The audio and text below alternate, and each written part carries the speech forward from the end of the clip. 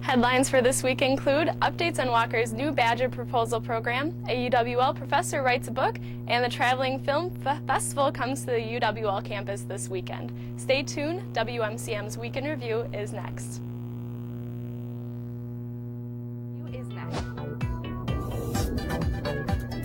Performances next week in Valhalla. The evening's program.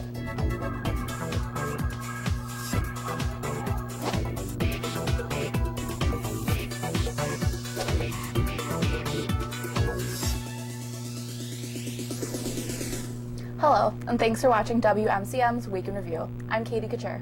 And I'm Jessica Anderson.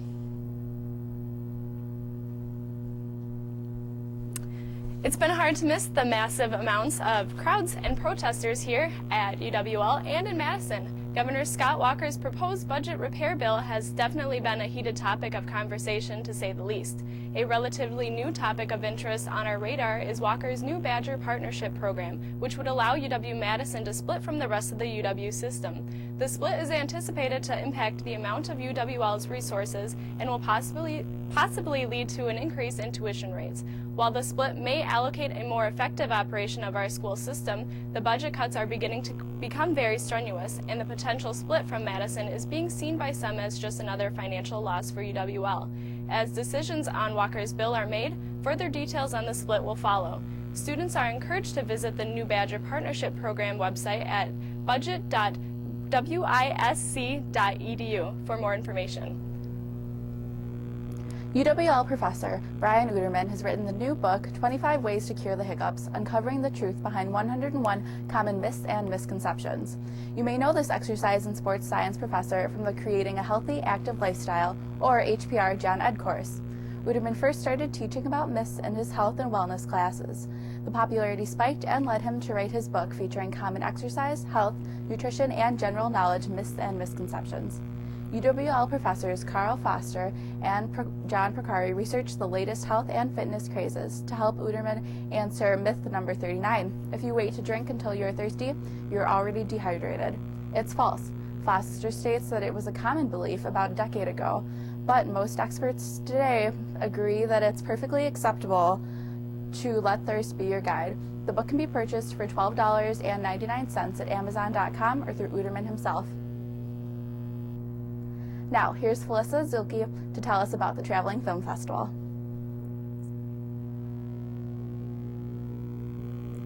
Thanks, Katie. The Select Committee of Internationalization at the University of Wisconsin-La Crosse is presenting the 3rd United Nations Association Film Festival. The festival will be showing films that show sustainability, human rights, health issues, and globalization. The films begin showing on Friday, March 4th at noon and on Saturday, March 5th at 9:45. In the evening, the festival will be held at the Cleary Alumni and Friends Center located on East Avenue, and admission is free. There's a total of 22 films. An average of 3 films for each theme will be shown on each day of the festival in about 2-hour increments. Want some reasons to check out this event? Well, how about the fact that you can increase your awareness of international customs, cultures, and lifestyles. You can broaden your understanding of global concerns stemming from the 4 themes: sustainability, human rights, health issues, and globalization. And you can also discover ways to become involved for a greater good, locally, nationally, and globally.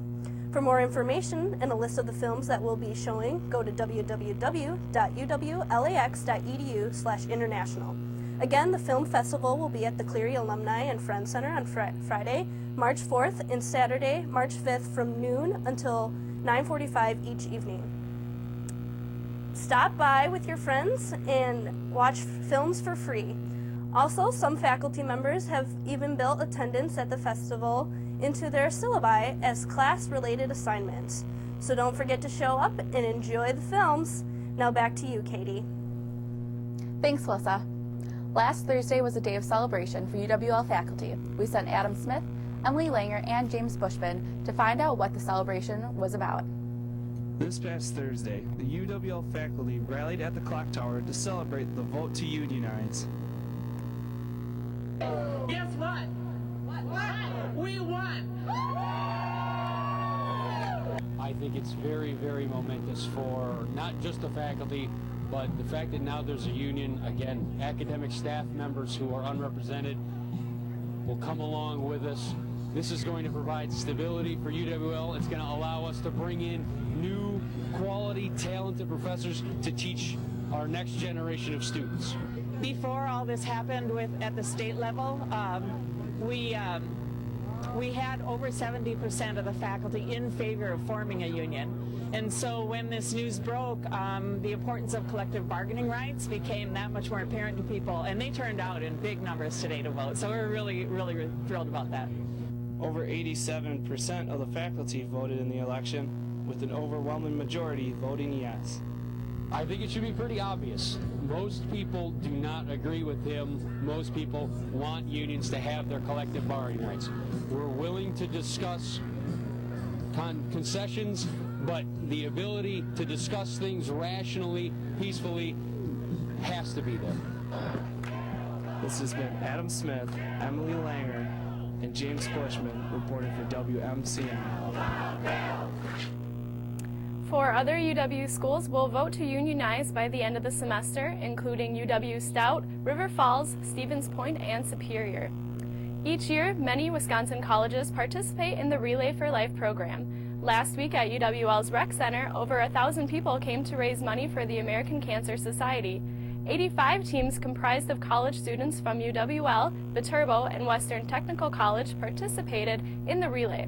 Students walked from 6 at night to 6 in the morning, wearing togas, pajamas, and Mardi Gras apparel in support of this year's theme. Bands, exercise classes, and a pizza eating contest sponsored by Politos acted as entertainment to encourage relay participants.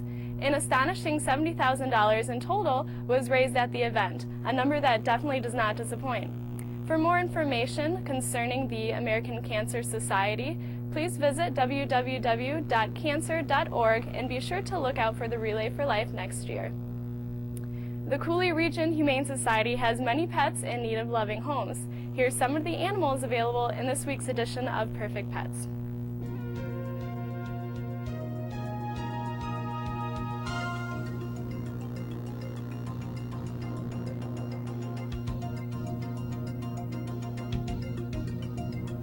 This is Navy. She is a sweet little lady. She loves car rides and to snuggle in laps. She is house trained and would do best in a home with children 10 years and older. This is Hunter. He is a family companion, eager to please and easygoing. He is a silly man who would do well with children of any age. This is Theodore. He is a domestic, medium-hair male who is cute and cuddly and loves to play, play, play.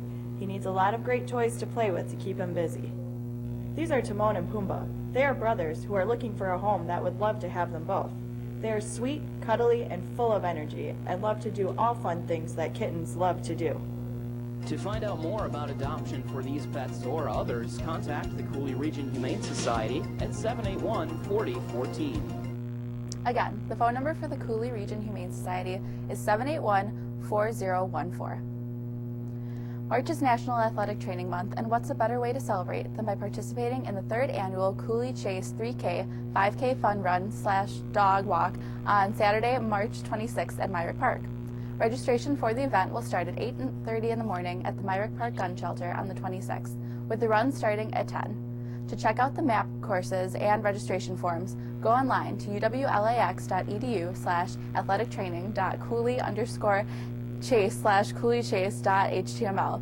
The event is coordinated by UWL's Athletic Training Association in collaboration with the Humane Society to raise money for future education and research. Students are encouraged to bring family, friends, and your best walking pal to have a fun-filled day for a great cause. Ever dream of showing the world your special gift? Love the show American Idol, but just don't have the time to drive to the audition sites? Well, here at WMCM, we call that staritis, a rare and often undiagnosed ability to perform in front of others, and we have just the cure for you. WMCM is hosting the first ever University's Got Talent, a chance for you to finally show off your skills to the rest of the world. Preliminary auditions will be held in dorm halls around campus. Judges will narrow the talent down for the finale, which will air live from the cellar on April 21st.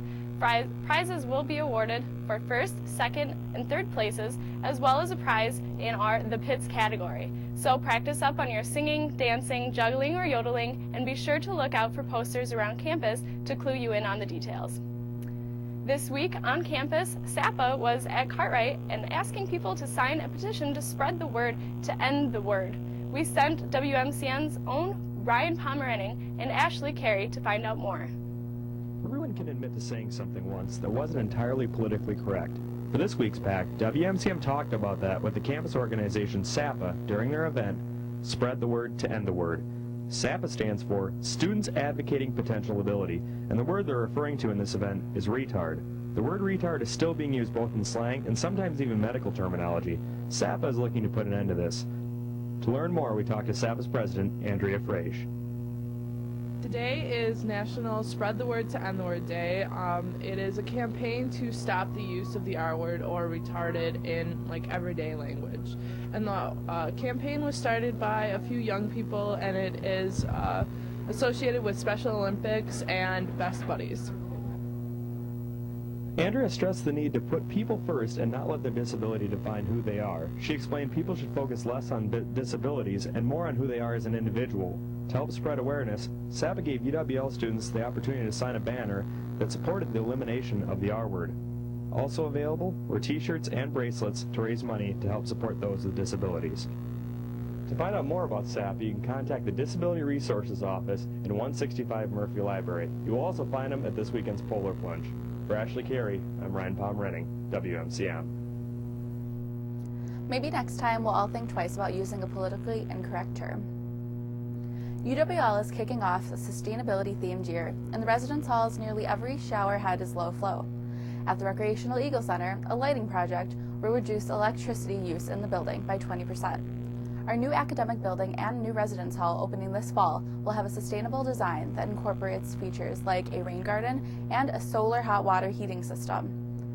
Organizers of the university's first sustainability-themed year say that the theme is one step in the process of developing a vision for making the campus more environmentally friendly. The themed year will kick off in the fall with the reading of No Impact Man, a story about a family's year-long attempt to make zero impact on the environment. The Sustainability Committee welcomes suggestions for potential events. For more information, visit www.uwlax.edu/sustainability or email the chair, Larry Slesnico, at slesnico.larr@uwlax.edu. Each week, the WMCM crew goes out and talks to your fellow peers in a segment we call Campus Insight. This week, we went out and asked students who their celebrity lookalike is. Campus Insight, we went around and asked students who their celebrity lookalike is. Jessica Simpson. Chad Michael Murray. America Ferrera and Jordan Sparks. Mikey from Recess. Ellen Page. Michelle Yao. People have told me that I look like Rosie the Riveter. I like to think that I look like Cameron Diaz a little bit because of the blonde hair. Maybe Kate Hudson. I think that if I wear my hair down and let it do its own thing, I kind of look like Taylor Swift sometimes, but that's kind of a stretch. I would say I look like Jessica Biel in her Seventh Heaven days. I think I look like Anne Hathaway. I think I look like Amanda Bynes. My celeb lookalike is Kelly Kapoor from The Office, both in physical appearance and in personality. Jessica Biel and the girl Karen from Mean Girls. I don't know her name. Well, looks like everyone said they look like Jessica Biel this week. This has been Palma Yang and Elizabeth Lee on Campus Insight. Look for the WMCM crew around campus for a chance to have your opinions heard on next week's Campus Insight. And now here's Courtney Zahn with the review of the movie Date Night. The movie I'll be reviewing today, like Jess said, is Date Night, which was released last year, starring Tina Fey and Steve Carell as Phil and Claire Foster. The seemingly ordinary couple from New Jersey tries to spice up their life with a fun trip into the city for a fancy dinner. However, mistaken identity turns their fun night in the city into a wild and dangerous run for their lives. Without any help from the police, the couple has now has to sort out the situation to clear their name. Before I can give anything away, let's take a look at the trailer.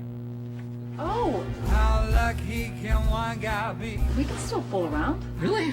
Let me just get my head around it. Honey, it's fine. I mean, just Yeah.